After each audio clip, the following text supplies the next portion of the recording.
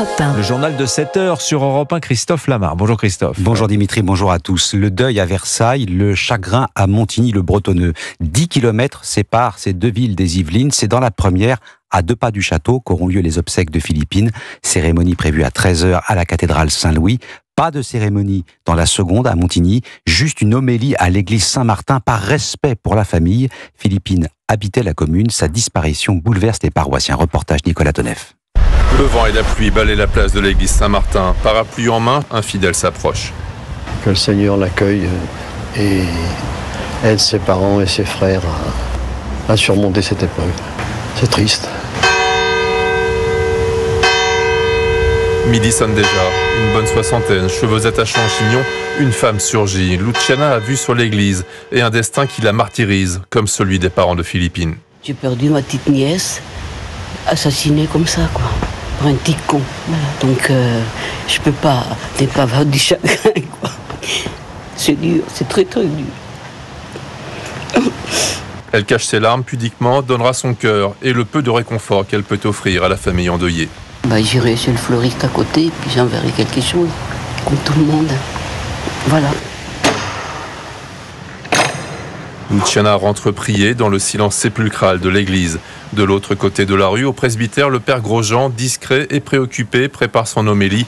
Sans fin, le vent triste souffle comme pour dissiper ce chagrin trop lourd à porter dans la paroisse. Un reportage Nicolas Tonef, envoyé spécial d'Europe 1 à Montigny-le-Bretonneux. Caroline Baudriel sera en direct de la cathédrale Saint-Louis à Versailles, lieu des obsèques de Philippine, dans le journal de 8h. Du côté de l'enquête, son meurtrier présumé est actuellement en détention provisoire en Suisse, en attendant son extradition vers la France. Ce drame provoque émotion et indignation jusqu'au sommet de l'État. Un crime odieux et atroce depuis le Canada où il est en déplacement officiel. Emmanuel Macron réagit lui aussi au meurtre de Philippine. L'usage veut qu'un président ne parle pas de politique intérieure lorsqu'il est étranger. Règle contournée hier soir au cours de sa conférence de presse à Montréal. Emmanuel Macron. Crime odieux et atroce. Et la douleur de toute une famille qu'il faut respecter, accompagner. Et évidemment, la justice fera son travail. Évidemment, les services de l'État feront le leur. Mais je serai avant tout et simplement dans l'expression de cette solidarité et de cette affection de la nation. Pour le reste, le gouvernement fait son travail, chaque ministre dans ses compétences, et il faut chaque jour mieux protéger les Français. Mais le faire, et moins dire. Emmanuel Macron hier au cours de sa conférence de presse. À droite, Jordan Bardella fustige une justice irresponsable. Le président du Rassemblement national veut expulser tout étranger majeur condamné à une peine d'au moins 3 ans d'emprisonnement. Proposition de loi inscrite à l'ordre du jour de l'Assemblée le 31 octobre prochain. Autre proposition de loi déjà déposée, celle-ci, celle des Républicains. Objectif, durcir la procédure et allonger la durée de rétention des clandestins dangereux. De 90 jours actuellement, elle passerait à 135, voire 210 jours dans certains cas. Alors cette affaire Philippine, les erreurs, notamment dans le suivi administratif et judiciaire de son meurtrier présumé, n'ont évidemment pas arrangé les relations entre le ministre de l'Intérieur et celui de la Justice. Raison de plus pour crever l'abcès et mettre fin au duel par médias interposés entre le ministre de l'Intérieur Bruno Retailleau et le garde des Sceaux Didier Migaud, les deux hommes convoqués à Matignon par Michel Barnier. Alexandre Chauveau. Matignon évoque une simple réunion de travail pour plancher sur les dossiers communs aux deux ministres. Il n'empêche, Michel Barnier tenait à dissiper les tensions naissantes entre Bruno Retailleau et Didier Migaud. Tous deux ont pu échanger librement pendant plus d'1 heure sous l'œil du Premier ministre, attaché à ce que les différends se règlent en interne. Bruno Retailleau milite pour faire évoluer le cadre juridique actuel et tenter ainsi d'enrayer les dysfonctionnements mis en lumière par le meurtre de Philippine. Didier Migaud, lui, a déjà réfuté le laxisme supposé de la justice. Il est normal que des visions différentes s'affrontent, mais à la fin, c'est moi qui tranche, finit par ordonner Michel Barnier. Trancher, oui, mais en faveur de qui ? L'entourage du Premier ministre renvoie au discours de politique générale que prononcera le locataire de la rue de Varennes mardi prochain à l'Assemblée.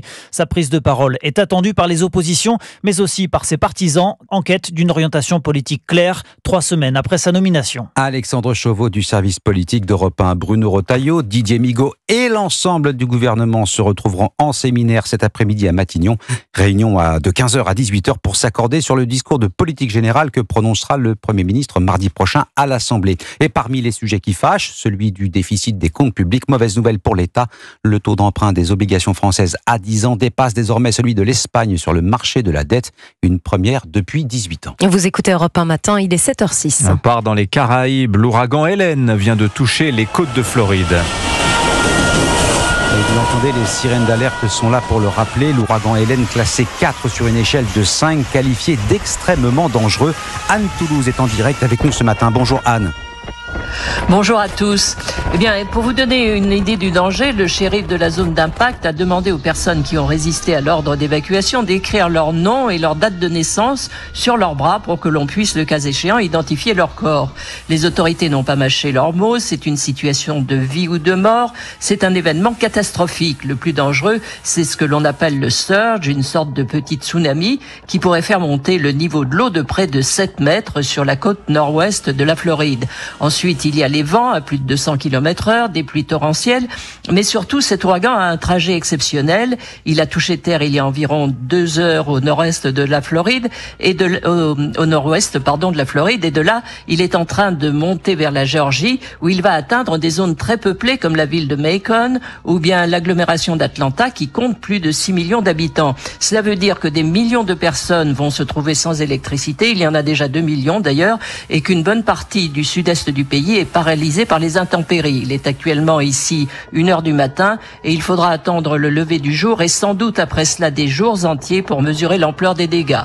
Anne Toulouse, correspondante d'Europe 1 en direct des États-Unis. Pas de trêve au Liban. Israël rejette l'appel international à un cessez-le-feu de 21 jours. L'État hébreu promet de combattre le Hezbollah libanais jusqu'à la victoire. Et puis trop, c'est trop. Face à l'avalanche de matchs et de blessures, les footballeurs menacent de se mettre en grève. Dernier épisode de la Coupe du Monde des clubs imaginé par la FIFA et l'Association des clubs européens. Les syndicats de joueurs ont saisi la Commission européenne pour dire halte à la multiplication des compétitions. Cyril de la Morinerie. Oui, dans le football, la maxime à la mode, c'est jouer plus pour gagner plus. Tout le monde veut sa part du gâteau, explique à Europe 1 l'économiste du sport, Vincent Chaudel. La FIFA veut gagner plus, l'UEFA veut gagner plus, les fédérations veulent gagner plus, les ligues veulent gagner plus et les clubs veulent gagner plus pour des joueurs qui gagnent plus. Et la solution pour répondre à ce souhait de chaque maillon de la chaîne, c'est de créer toujours de nouvelles compétitions, parce que à chaque nouvelle compétition, vous avez de nouveaux diffuseurs et des nouveaux sponsors et des nouvelles recettes billetterie. C'est pourquoi l'UEFA a modifié sa Ligue des Champions. Avec plus de matchs à la clé, la compétition va générer 20% de revenus en plus.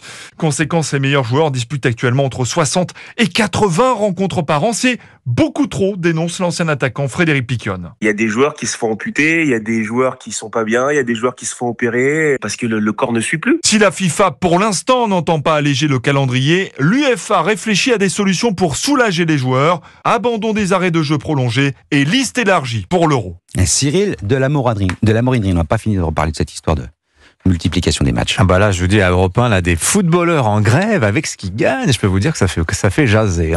Merci beaucoup Christophe Lamar, c'était votre journal.